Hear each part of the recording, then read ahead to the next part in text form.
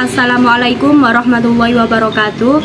Perkenalkan, saya Wulansari dari kelas BPIP semester 3. Di sini saya akan menjelaskan tentang pentingnya zikir untuk pengendalian emosi. Zikir sendiri mempunyai pengertian yaitu sebagai berikut. Zikir berasal dari kata zakaro, zakuru, zikir, yang artinya menuturkan, mengatakan, mengingat, dan menyebut.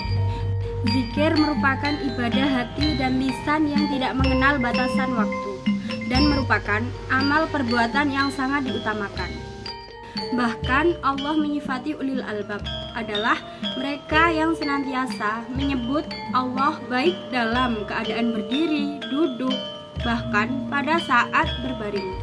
Imam Nawawi menyatakan bahwa yang lebih utama yaitu dilakukan bersamaan di lisan dan di hati. Jika harus salah satunya, maka zikir hatilah yang lebih utama. Pada hakikatnya, orang yang sedang berzikir adalah orang yang sedang berhubungan dengan Allah. Landasan bagi thariqat itu sendiri. Seseorang yang senantiasa mengajak latihan orang lain untuk kembali kepada Allah akan memerlukan dan melakukan zikir yang lebih dari seorang muslim biasa, karena pada dasarnya ia ingin menghidupkan kembali hati mereka yang sudah mati. Maka tidak ada seorang pun yang dapat mencapai Allah kecuali mereka yang dengan terus-menerus berzikir kepadanya. Banyak ayat Al-Quran yang berisi perintah Allah agar manusia bersenantiasa berzikir mengingatnya. Salah satunya diantaranya adalah Surat An-Nisa ayat 103, yang artinya, maka apabila kamu telah menyelesaikan sholatmu, ingatlah Allah di waktu berdiri, di waktu duduk, dan di waktu berbaring. Kemudian, apabila kamu telah merasa aman, maka dirikanlah sholat itu sebagaimana biasa. Sesungguhnya sholat itu adalah fardu yang ditentukan waktunya atas orang-orang yang beriman. Dengan banyak-banyak kita berzikir, hati kita akan menjadi tenang dan jauh dari kegelisahan. Dengan hati yang tenang, maka kita akan terjauh dari hasutan syaitan yang mempengaruhi emosional ke arah yang negatif dan bisa mengendalikan emosional. Bentuk zikir. Ibnu Atta, seorang sufi yang menulis kata-kata hikmah menjadi zikir menjadi 3 bagian, yaitu 1. Zikir jali, yaitu perbuatan mengingat Allah dalam bentuk ucapan lisan yang mengandung arti pujian, rasa syukur, dan doa kepada Allah Subhanahu wa Ta'ala. Zikir ini biasanya dilakukan oleh orang awam, dilakukan dengan ucapan yang jelas untuk menuntun hati agar tetap mengingat Allah. Zikir kafi, yaitu zikir yang dilakukan dengan khusyuk oleh ingatan hati, baik disertai zikir lisan ataupun tidak.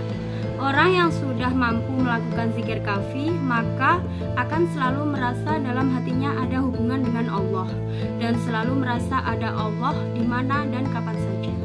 Nomor 3, zikir hakiki, yaitu zikir yang dilakukan dengan seluruh jiwa dan raga, lahiriah dan batiniah, dan dilakukan di mana dan kapan saja dengan memperketat diri untuk menjauhi hal-hal yang dilarang Allah.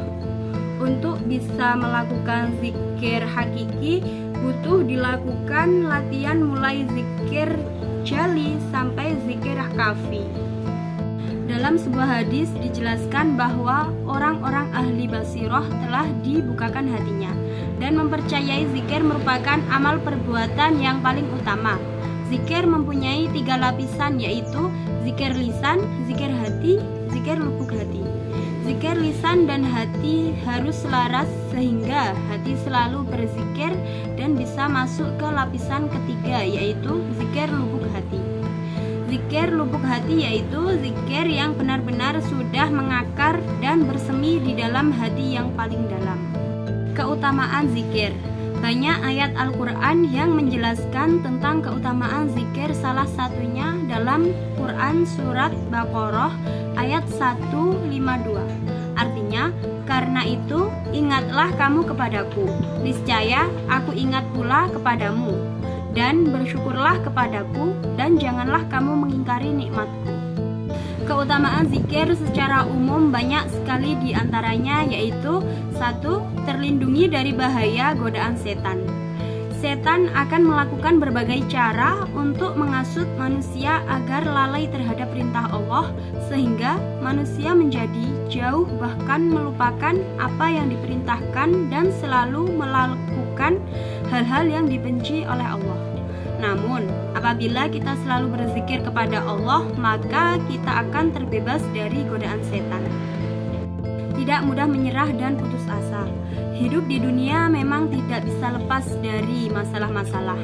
Tapi sebenarnya masalah-masalah yang diberikan kepada manusia adalah bentuk ujian bagi manusia. Orang yang tidak mengingat Allah, banyak berzikir, seringkali putus asa bahkan menyalahkan keadaan. Berbeda dengan orang yang selalu berzikir, dia akan mengambil hikmah di balik semua masalah yang menimpanya. Yang ketiga adalah zikir sebagai pembersih hati. Allah menciptakan manusia dari tanah yang merupakan kehinaan dan kekotoran manusia, seperti yang dijelaskan dalam Al-Quran surat Al-Mu'minun ayat 12. Yang berbunyi, dan sesungguhnya kami telah menciptakan manusia dari suatu saripati berasal dari tanah. Ayat di atas menunjukkan bahwa manusia diciptakan dari tanah, maka sifat kemanusiaan manusia bisa menjadi kotor. Oleh karena itu, manusia ingin menafikan kekotorannya dengan selalu dekat dengan Allah. Salah satu fungsi zikir adalah memberi ketenangan dan ketentraman. Pada dasarnya, manusia hidup untuk mencari ketenangan yang sempurna. Hal ini tidak bisa terlepas dari hati. Maka dari itu, jika ingin mendapatkan ketenangan dan ketentraman, maka hati harus tenang.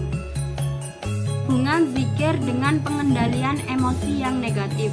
Seperti yang dijelaskan di atas, zikir sangat berpengaruh untuk mengontrol emosi manusia. Zikir digunakan untuk selalu mengingat kepada Sang Pencipta. Ketenangan dan ketentraman juga didapat jika kita bisa lebih mendekatkan diri kepada Allah. Manusia yang tidak bisa mengamalkan zikir dalam hidupnya, maka akan lebih mudah dihasut setan yang membuat manusia tidak bisa mengendalikan emosi yang negatif, bahkan akan semakin jauh dari Allah dan selalu melakukan hal-hal yang dilarang agama. Yang lebih parahnya lagi, dia akan selalu merasa sial dalam hidupnya, merasa tidak bahagia, dan akan mudah menyerah dan putus asa jika mendapatkan masalah. Zikir sangat berpengaruh bagi pengendalian emosi seseorang. Orang yang selalu mendekatkan diri dengan berzikir, maka dia akan selalu merasa tenang dan tentram dalam hatinya. Dengan demikian, bentuk emosi yang ada pada dirinya adalah yang positif. Namun sebaliknya, jika seseorang yang jauh dari Allah, maka hatinya akan dipenuhi dengan kegelisahan yang membuat emosi yang ada pada dirinya adalah bentuk emosi negatif. Sekian penjelasan dari saya. Jika ada kurang dan lebihnya, saya mohon maaf. Assalamualaikum warahmatullahi wabarakatuh.